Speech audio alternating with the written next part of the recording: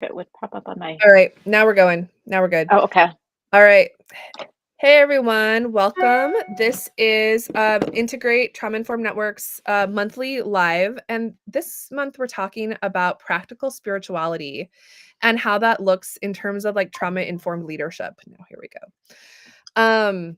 So I'm Julie Johnson. I am the product owner and co-founder of Integrate Trauma Informed Network, and today we have two of our community members. We have Famia, who's our community manager, and we have Dr. French with us, who has been with us forever.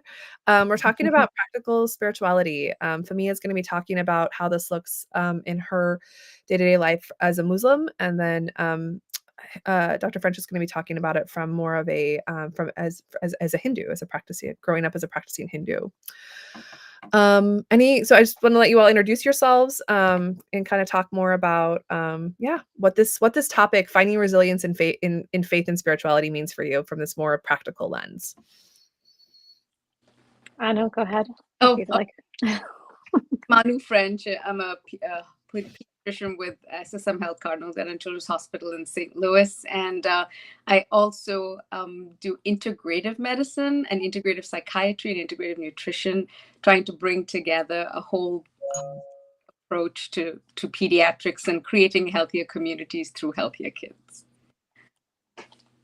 That was a beautiful introduction, Anu. Julie, thank you so much for having me on. So I'm Famia. I am Integrate's community manager. What I'm loving about what I'm doing is I get to sit on the intersection of mental health. So, mental health is a very big passion of mine. So being able to do this in this space is exciting to me. And, resilience is a topic that I'm, excited to have this conversation with you both from the Islamic lens. Absolutely. So, so let's talk a little bit more about what this means for in terms of trauma-informed care. So, what does the definition, when we start looking at like resilience, let's break down some definitions here. So, what does resilience mean in terms of spirituality, in terms of trauma-informed care? What's happened to you? Sorry, what's wrong with you moving into what's happened to you? How does that shift our perspectives and our understanding of practical spirituality when we kind of start to look at it through this lens? So I think of myself, I've been in practice almost 30 years now, and I would say only 10 years ago when I bumped into Julie Johnson we were at a Yoga Buzz event at an organic earth dance farm in a greenhouse doing yoga with our kids. And, just kind of this concept of really addressing trauma as a psychosocial problem and not as a medical problem. So that's the first thing. And then showing up at work in a way that is present and compassionate and tying in, not just like that this is a job that you're going to, but actually looking at it as every moment as a opportunity for healing both ways. Right. So yeah, where the resilience building is not just hierarchical, but the resilience building is on an even playing field. And so I think that's a huge shift for me, is now I really look at everybody that as a journey that we're going on together, and how are we building communal resilience, and how do we bring a sense of practical and positive spirituality from our lives, connecting with the practical and positive spirituality in their lives, and making that a therapeutic tool and not something that we say, oh, you need to go talk to somebody else about it. So that's been the big shift for me in the last 10 years.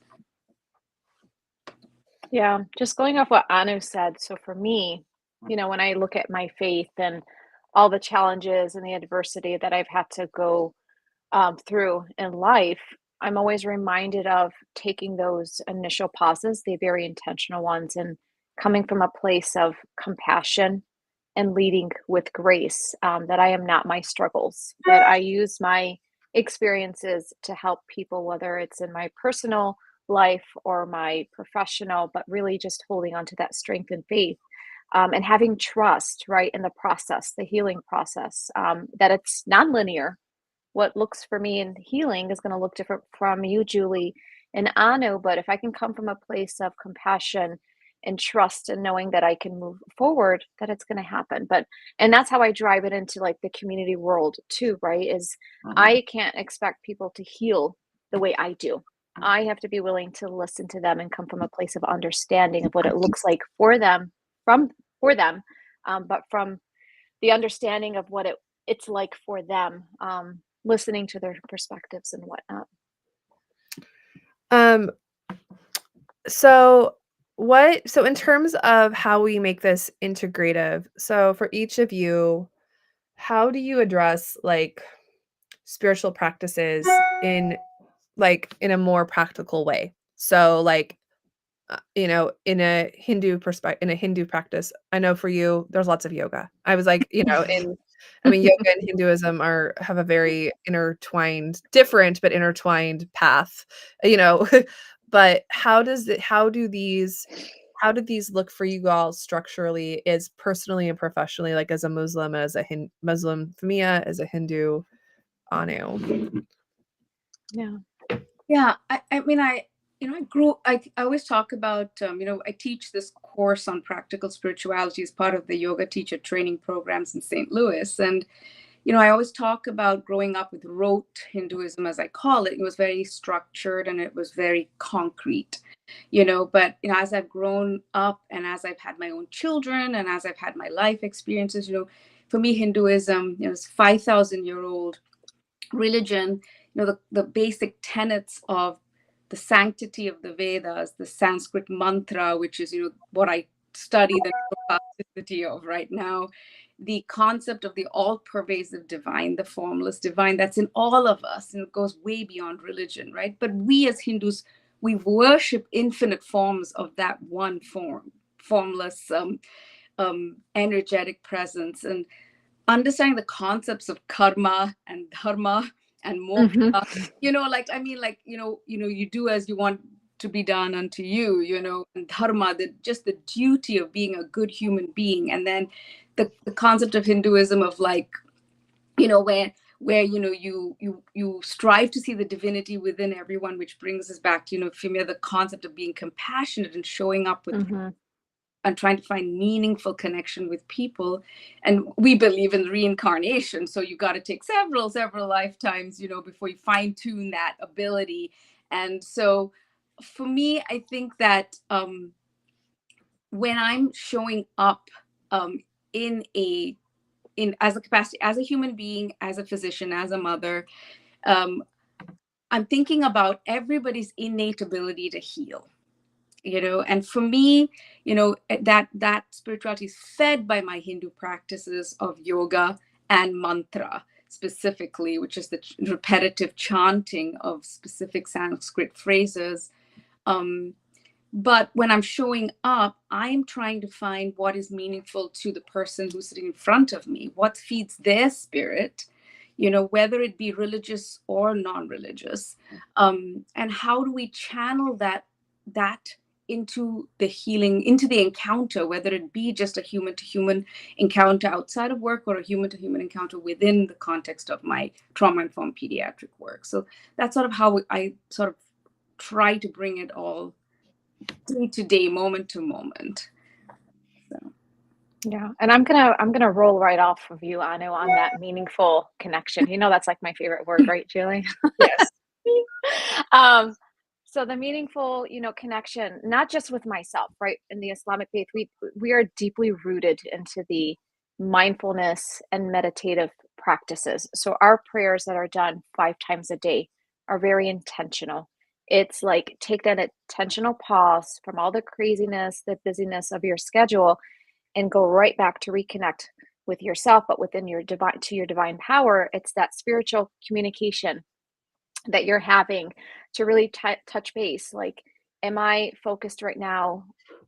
Is what I'm doing meaningful? It's really those intentional check-ins with ourselves, and then also reminding ourselves again, I'm going to go right back to grace and compassion, because that's also deeply rooted. It's that peace of mind, as well. The value that I'm sharing with the world, like what Anna was saying, is it for good or is it for not for good? Because we know it's going to come right back. It's to serve with goodness and wholesomeness, and to be able to hold space for those that are also going through their own adversity and challenges. And it's, again, we say ummah, which is in Arabic for community. Very big on that as well, is that you're not meant to do things on your own. You do it together. People want to support you, but you also have to be able to reach out and say, I need help. And trusting the divine power, trusting that and trusting yourself enough to move forward. We're a lot stronger than we think we are. We just got to give ourselves that grace to look at the person in the mirror and saying, hey, you're stronger than what you really are. Just, trust yourself enough to believe that is what we always say. And that goes right back to the mindfulness piece and the intentionality behind it. Yeah, I hear a lot of themes along reflection and intention between your two, cultural faith traditions. So, and that goes us back to cultural sensitivity, right? Um, Especially as we, move through complex times. How do you all, especially you, Anu, because I know this is true in the yoga world. How do we engage with cultural competence here? Okay. And for me, I'll be interested to hear how you address this, but like how do we address cultural competence being you're from Palestine, Famia, and you're from India? How do we and you have a lot of, Caucasian people that love to try to understand to the best of our abilities, which we can't always understand because we can't. Mhm. Your cultures. How do you all address the cultural sensitivities to people like me? Yeah. I mean, I'll go first, Anu, unless Yes, you want to. please do. Um, so with that, I have to say I'm very blessed to have been raised in a family that, and Islamically, it is deeply rooted and stated to love thy neighbors, no matter what they are. Everyone's your brother, everyone's your sister. You are meant here to unite people, not divide people. You come from a place of peace, love, and kindness. And for me, I want to embody that. I've always embodied that. And that's the reason why I went to the university that I did, because it literally was a melting pot of people from all over the world. And those that have questions, I always welcome that. Even the hard ones. I'm like, come to me, talk to someone who's lived the experience, who's living it. For me, it's to understand is to ask questions, clarifying questions, because the assumptions really are a way to form more disconnection, more miscommunication, more thoughts that are just like, whoa, that's really dividing people. But just to understand that in your space, you're going to have people from varying backgrounds. You have to understand what it's like for them. And to know that is to have a conversation, to put aside your judgment, to put aside the labels. But if I truly want to understand what Anu's about, I need to understand her principles of Hinduism, her perspectives, and hold that space, because it's not about me here. It's about the we, right? We always drive out the we, right? It's not about Famia here, but to understand is to learn, and just come from a place of compassion and love. If we want to be united, we need to have those necessary conversations. There's no way around it, right? So, but it's really just recognizing that people are going to come from different backgrounds. Or different, and different is good, because that's what drives uniqueness and, I don't know, well-rounded space, which is why I love integrate so much, because again, word integrate, we Mhm. bring people from different backgrounds who can have these healthy conversations. But we have to be willing. That's the other thing I want to say. We have to be willing to have these conversations, because if we come in with these preconceived assumptions and notions, we're not going to have these healthy conversations. We have to be willing to kind of put things aside and listen to both, not just one, both. I hope that answers. Yeah, that's wonderful. Love it. I love those concepts, Femi. I mean, like I think that, as somebody who's immigrated, from India to the United States, and I've been here almost 30 years, and uh, I think, came in with a chip on my shoulder. Oh, I'm from India. I'm from the land of, yoga, and I'm from the land of Veda, and I'm from the land of, kind of the Eastern spirituality, and then I have my two children, and having children can really like wake you up to certain innate and implicit biases that you. So the concept of needing to make things accessible and needing to make things understandable and relatable. And so, when I started to teach them this mantra, which is so important me. Like it helps me, mind, body, spirit healing. It removes energetic blocks. It's like sonic medicine, right? But try to teach that to two squirming Indian American girls who are least interested. And so having to bring in the English meanings and make it understandable to them is where kind of all the music and the teaching and all of that came from. But in that process of teaching mantra and sound healing to people who are, obviously might not always have a complete understanding of the background of some of these things, you find that the what's most important is definitely a respect for where it comes from and an Mhm. understanding of you know culture. I think a certain amount of cultural competence is really really important, because you can't just go blindly into learning about a culture or a practice without having respect for its origins and its roots and so on. But that being said, I was at the analogy of, like, you can't save somebody who's drowning by standing on the side of the pool. Like, you kind of have to jump in. And so I feel like making these tools to build resilience relatable does mean that you have to have those meaningful conversations, and you have to understand, okay, the intention is really important here. What intention are we going in when we're trying to learn yoga or learn mantra or learn about another culture, and be respectful of power dynamics that have historically been there, and injustices that have happened within certain spaces relating to religion and culture and spirituality.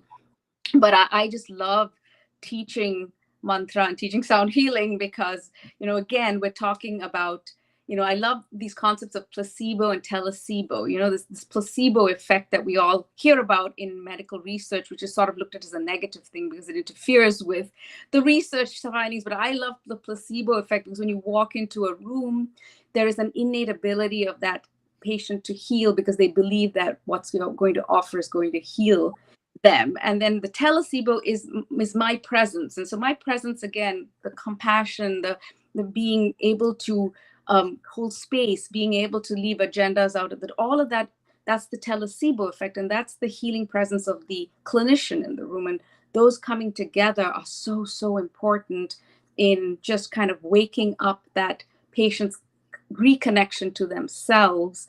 And only through that reconnection to themselves and what they find meaningful in their life are they going to actually have whole body healing, mind, body, spirit, which Mm. is kind of my definition of being resilient, bouncing back, from the adversity or the trauma, whatever it is that we're um, linking from childhood to the adult illness or the current illness. So, yeah. Yeah. Can I say something to what, Julie, what Anu was saying? Absolutely.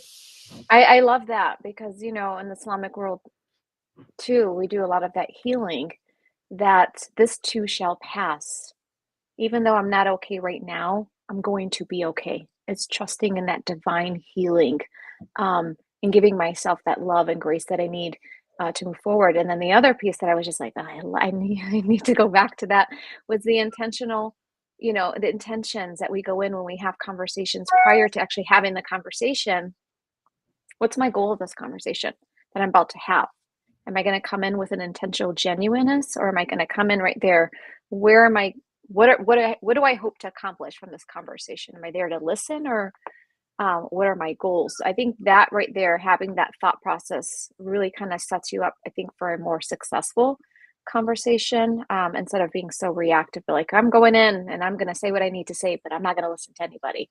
Um, so that's how I thought about this before we jumped on this call. Well, and it also goes back to, like, I mean, our core skills, right? I was like that I mean, I was actually just literally thinking today, I was like, I need to create something about anyway, we're slowly moving through and creating content around using human-centered communication and trauma-informed decision-making schools as tools to address equity instead of being this isn't a bad thing, it's okay to have a position, but you have to be able to have the interpersonal skills to address the positions you have. And, Hmm. I really like that you brought that back to communication because there is communication styles and conflict resolution decision making that we have to Hmm. be able to have to engage with difference in anything. And so I hear you all talking and I'm hearing, okay, because I sit in the world of like skill development. I'm like, okay, I hear validation, I hear inquiry, I hear active listening, I hear all the things in our course, right? And Mhm. I like how you just operationalize that because you're talking about the things that are the very foundation of what we train on. And that is you need to be an active listener. We have to have Mhm. curiosity, stepping away from judgment, and being relational in all ways, Yeah. right? Even if we don't like it, even if we disagree, you can like holding that people's human regard up, even, required. So that's kind of what I'm hearing, as we go through, and as you all are talking, that's kind of what I was right where my brain. Yeah. And it's also navigating, right, those challenging conversations, right? Comes back to those conflict resolution skill sets too, is like, okay, this is why I think the way I do. These are my Islamic principles, my values, and my beliefs, and how I choose to be resilient in the things that come my way, challenges, setbacks. But also, here's how Anu is coming in from her resilience side and how she overcomes her challenges. And it's about me understanding her. If I want to know why she thinks the way she does, I have to be able to just put myself aside, but listen and be an active listener and understand what it is that she does to be resilient, how she gets through. And that would help me understand her and learn about her more, as opposed to just being like, okay, well, this is how Anna thinks. I already know how she does. I'm not even bother asking her any questions. I'm not going to be curious. But it's like what you said, Julie, having that curious mindset to be able to ask questions. Sometimes they might be hard, but they are absolutely necessary to have if we want to be able to move forward together. Yeah, and I wanted to add to that sort of through the lens of trauma-informed pediatrics, right? And so, before I did my fellowship in integrative medicine, the concept of specialized spirituality. So in medicine, it's always like, okay, we call clergy or we ask someone to go see their pastor or their priest or and then these amazing teachers, Dr. Fred, I have to call them out, Dr. Fred Craigie, Dr. Gauri Anandaraja, these people who just kind of blew my mind, like opened my mind to this concept of, general spiritual care, right? So conversational spiritual inquiry, which is such an important piece of trauma-informed care.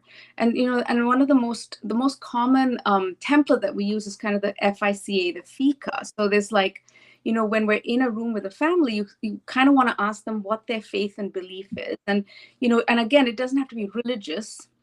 It's what feeds your spirit, what is meaningful. Mhm. And then we want to go through what's the importance of this in their life, like how has it influenced how they take care of themselves when it comes to their illness, and then we also need to talk about community. That's the C. And like, where do they seek connection, whether it be religious, Mhm. spiritual, and then how do they want me to address this in their care? And this is where we have to be careful about the not re-traumatizing, right? And so there are certain words, in Hinduism that trigger people when you start saying, oh, let's meditate, let's do yoga, let's do mantra. Those aren't really things that I would bring up in a conversation. If someone is seeking it from me, that's different. But we're really talking on more general terms of how do we make sure we are addressing that piece, in the context of the trauma informed care. So it has to be part of the whole conversation, as well as asking what medications are you taking, and what Mhm. family history and all of that. We know about trying to weave the aces, into the conversation and trying to figure out how much trauma they've gone through. But we're trying to move beyond that, right? And so we're trying to move beyond that to the point where how do we actually harness the patient and the family and that little kind of healing unit to remind them how spirituality in their life is going to become such an important part of our therapeutic plan, as long as Mhm. we are doing it in the context of their kind of it's a motivational approach, right? So they are guiding that conversation because we're kind of going through the template of faith, importance, community, and how do you want me to address it, and putting the ball back in their court. So I think that's just kind of, it's important for me to remember that my approach to spirituality and what feeds my spirit and what I do on a daily basis to stay grounded through Hinduism, which is my choice of religion, and its constructs and tenets are my choice of spirituality. They're just feeding my ability to take that into the office and then find out what someone else is doing to feed their spirituality. So that's really how I see it being a hugely important part of the trauma-informed care that we're providing, because that presence, I mean, I can't be present unless I'm feeding my own spirituality and nourishing, Mm-hmm. right? And then, sort of, if I'm not the role model for that, if I'm not actually practicing what I preach, it sounds so cliched, but seriously, I mean, if we're not Mm-hmm. doing that kind of trauma-informed work in our own lives as clinicians and as healers and as community workers and human service providers, then it's really hard to kind of encourage and facilitate and guide that in somebody else's life. So that's kind of the connection for me to integrate and trauma-informed care and practical and positive spirituality. Yeah, and I want to add to that. When we talk about trauma-informed care, I loved what you and Katie, Julie, were talking about. It's not the who, it's the how, it's the approach of how we go about doing what we do in our line of work, whether it's in our personal or professional ways of doing things. Because I know what you spoke about when you take that and that intentional part of knowing who you're going to be working with and understanding that your clientele is going to come from diverse backgrounds and perspectives, that right there creates a very safe and inclusive environment for the people coming in. Like, okay, here's Anu, who is willing to listen, to understand, who's curious, who might even say, hey, I don't know all the answers, but I'm going to work with you here and I'm going to figure it out. So that way, the approach we come up with or the intervention plan is going to be one that is safe for you, that you're comfortable with. And that goes right to the whole idea of trauma-informed care, being empathetic and understanding, and again, understanding your audience, right? Understanding who's going to enter that room. And I do that a lot, as an educator. I always had to do my background research on my students. I had the notes, and if there was something I didn't understand, I went and I asked. If I had a student coming in that was from a totally different background culture, I asked. If I was having a conversation with a parent who I knew I may not fully understand, I asked someone from that culture if I had the accessible resources to come into the room and assist me. And that made it comfortable for everybody. There was no miscommunication.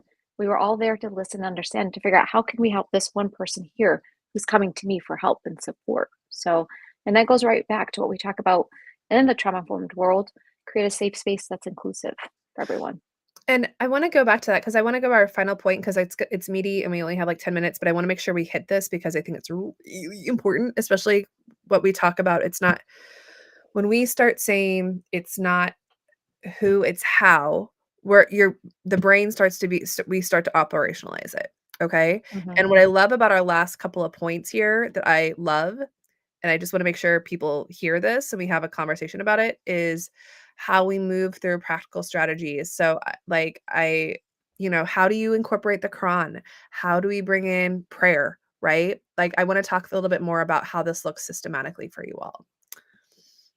Well, I mean, I think that mantra is sort of like second nature to me. It's part like breath work, like breathing. And so these are things that I are constantly, that I reach for on a day-to-day basis. Like if I'm washing, every time I have to wash my hands twice before seeing a patient and after seeing a patient. So that is my mindful 30 seconds. And what I do in that time sets the intention for the visit and then closes the intention for the visit. And so for me, that is just constantly there for me in the back of my mind, is like I am chanting. And when I teach this practical spirituality courses, it's really about, for me, the infinite forms of Hinduism. There's all these, people kind of Hinduism as, oh, all these different gods, but it's one formless Brahman, essence that's in all these forms. And then each form kind of speaks to a specific mantra and a specific essence, and Julie's nodding because, you've been in those classes with me. And so it's just, yeah. And so when I'm looking for self-confidence, if I'm looking for,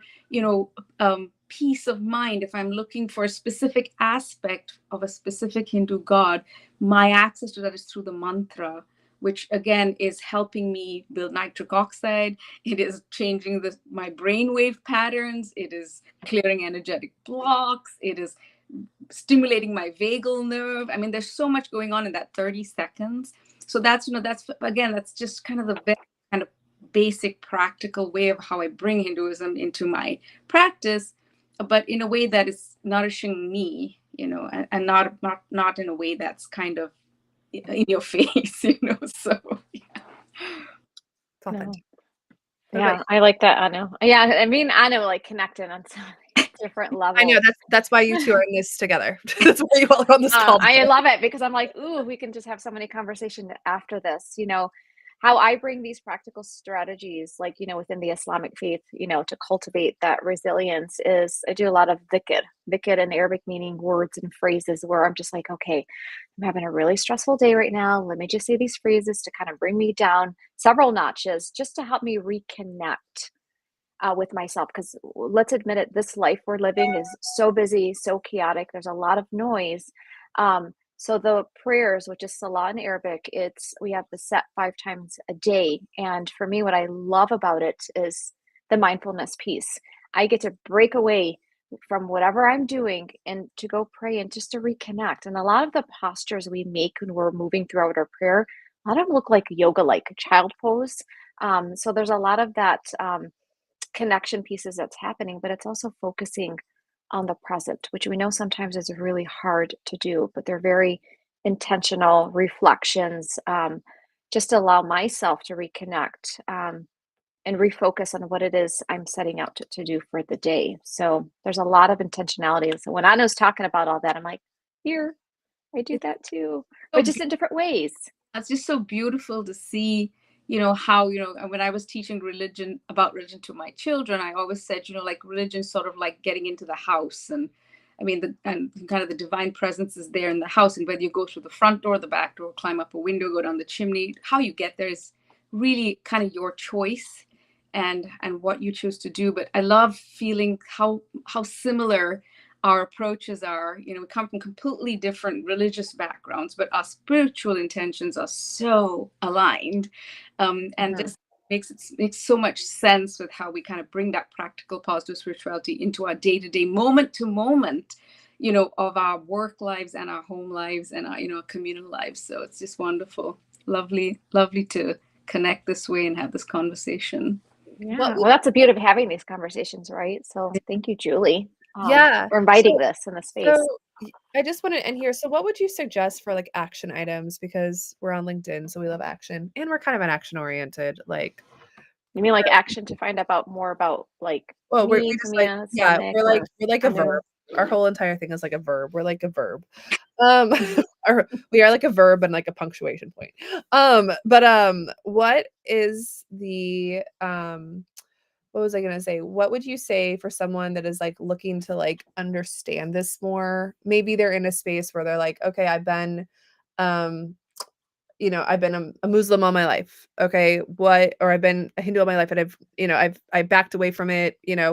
But what steps would someone take to re-engage in more of this practical understanding? What would be like a step that would be actionable for someone? So just to clarify, like a way to like reconnect with ourselves, or if I want to learn more about like the Hindu Um, religion or m Muslim or maybe a Islamic. little bit of both. Maybe I mean, just practicality. How would you suggest someone engage practical, um, spirituality from Yeah. cultural competence Um, perspective?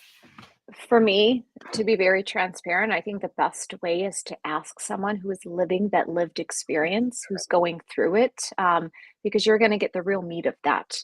Is through, if I want to learn more about Hinduism, I'm going to go right to Anu and ask her if she's willing to have a conversation with me, because I think those are the best ways to learn about it, to reconnect and understand it more. And then for myself, if I want to get into it, I read the holy book, right? Or I talk to my friends that are Muslim and practicing the Islamic religion, or going to a community group too. It's really nice to be surrounded by people who are going through it with you. They understand it. So that's just my practical way of doing it, but asking questions. But you have to be willing. to take that step. But conversations by the far are probably the best ones I love having. Yeah. I would have to say I agree with Fumia. All of those suggestions. I think there are always interfaith gatherings in many places, and I think it's a really great place to start, to go to an interfaith communal gathering. And you actually meet people from all different faiths and cultures, and you get a chance to actually look at how similar everything is, because the world is so divisive these days, and really most religious tenets preach the same things and are based on the same principles of peace and compassion, Mhm.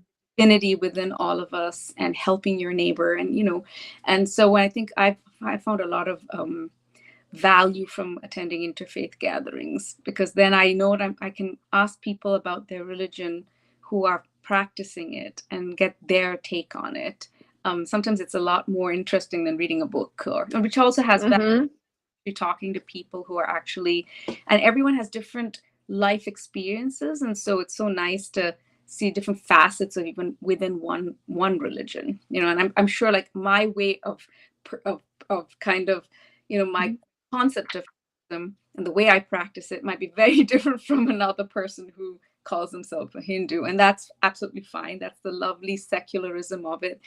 And that being said, I think there's so much value in hearing different people's perspectives. And I always talk to my children about how, divinity is beyond religion. And you can find it in nature, you can find it in music, you can find it in sports, you can find Mhm. mindful movement in. So just also understanding that religion has its role, but spirituality kind of is way beyond that. And then whatever feeds your spirit is your spirituality. That's Yeah. simplest definition. Yeah. It's so Yeah. beautiful. So many layers to that too, Yeah. right? It's multifaceted. There's Oh, so yeah. much to learn. It's awesome.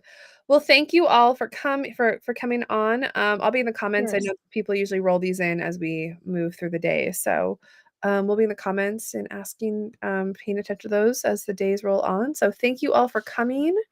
We're going to end the stream. So thanks, everyone. Thank you, Thank Julie. Yeah. you. Yeah. And then